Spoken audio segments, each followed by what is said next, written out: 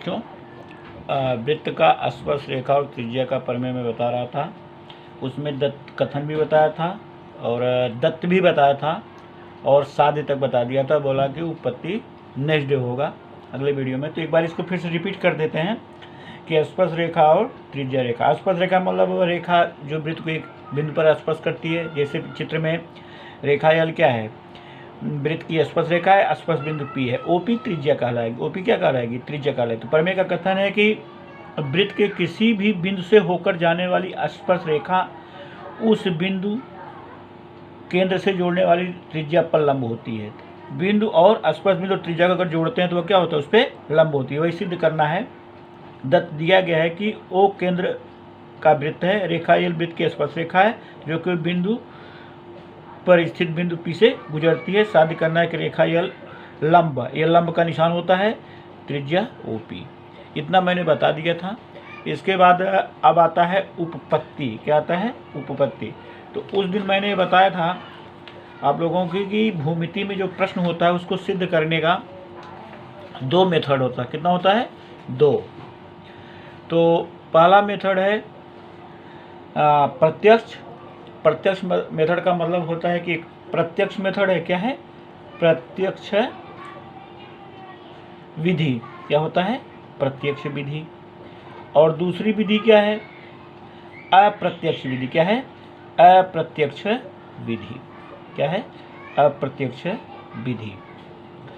तो इस प्रमेय को हम जो है अप्रत्यक्ष विधि का उपयोग करके, किसका? अप्रत्यक्ष विधि का उपयोग करेंगे। उपपत्ति। उपपत्ति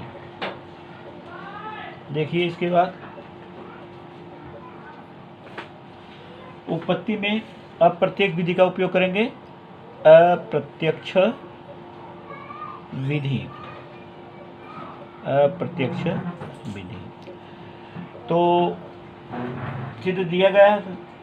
तो माना रेखा यल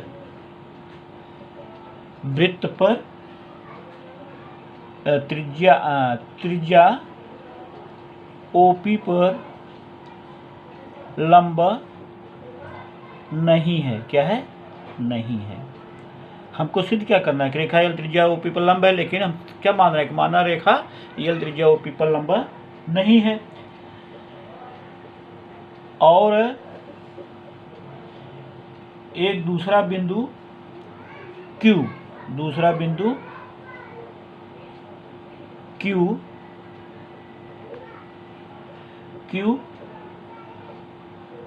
यह रेखा यल पर स्थित है। क्या है? रेखा यल पर स्थित है।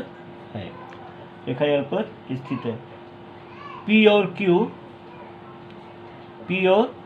Q अलग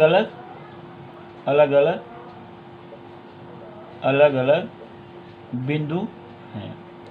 यानी सेम बिंदु नहीं है, ये भिन्न बिंदु है। क्या है? भिन्न बिंदु है। P और Q भिन्न बिंदु है।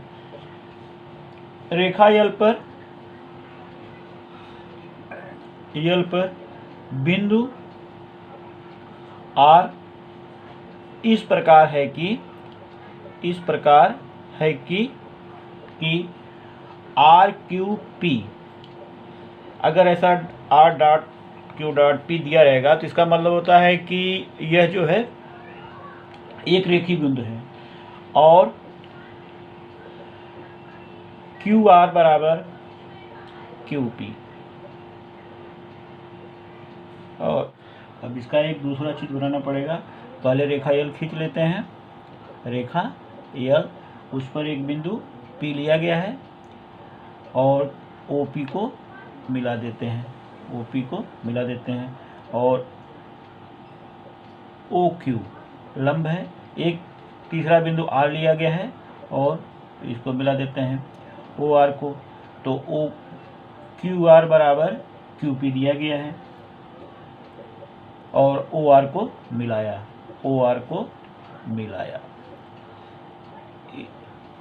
इसके बाद त्रिभुज देखिए OQR, त्रिभुज OQR। और कौन सा त्रिभुज है? ओ क्यू पी, त्रिभुज ओ क्यू पी में इन दोनों त्रिभुजों क्या करना है, सर्वांग सम करना होगा। ओ क्यू सर्वांग सम ओ क्यू, यह सामान्य भुजा क्या है, सामान्य भुजा, सामान्य भुजा कह सकते हैं या उभयनिष्ठ भुजा कहते हैं, यानी दोनों त्रिभुजों में भुजा दोनों त्रिभुजों के लिए उपयोग की जाती है। और कोण ओ क्यू पी सर्वांग सम कोण ओ क्यू आर प्रत्येक 90 अंश, प्रत्येक 90 अंश। और दूसरा दिया है क्यू आर बराबर सर्वांग सम क्यू पी रचना से, कैसे है, रचना से। इसके बाद जो है, इसलिए त्रिभुज ओ क्यू पी सर्वांग सम त्रिभुज ओ क्यू पी बराबर सर्वांग सम ओ क्यू आर भू को भू कसौटी से, भू को भू कसौटी से त्रिभुज सर्वांग सम सिद्ध हो गया। इसके बाद लिखेंगे ओ आर सर्वांग सम क्या लिखेंगे, ओपी, ओ आर सर्वांग सम ओपी, सर्वांग सम त्रिभुज की संगत भुजा, क्या है, संगत भुजा। तो इसके बाद इसलिए ओ आर बराबर लिख सकते हैं ओपी के। तो ओपी, चूंकि ओपी क्या है, वृत्त की त्रिज्या है, क्या है, वृत्त की त्रिज्या है, ओपी क्या है, वृत्त की त्रिज्या है, और इसलिए ओ आर भी वृत्त की त्रिज्या होगी। इसलिए बिंदु पी आर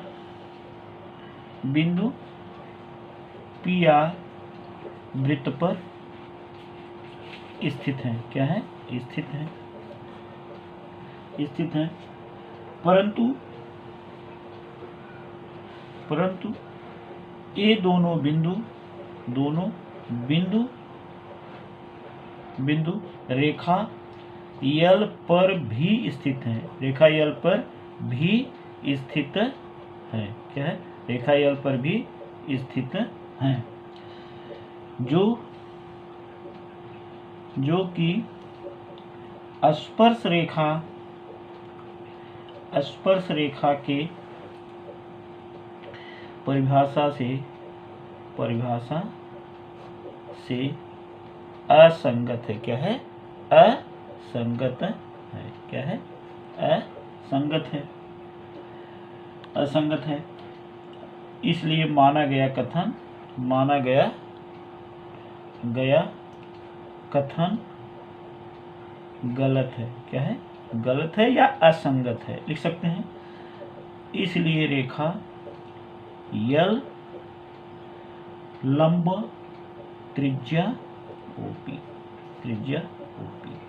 और देखिए कोई भी प्रमेय अगर प्रिपेयर करना है तो एक बार में आप नहीं कर सकते, उसको एक बार, दो बार, कई बार लिख करके ये 2-1 दिन के बाद तैयार करते रहते हैं तो तैयार रहता है, उसके बाद यह क्लियर हो जाता है। इस तरह से यह प्रमेय आपका समाप्त हुआ। ओके।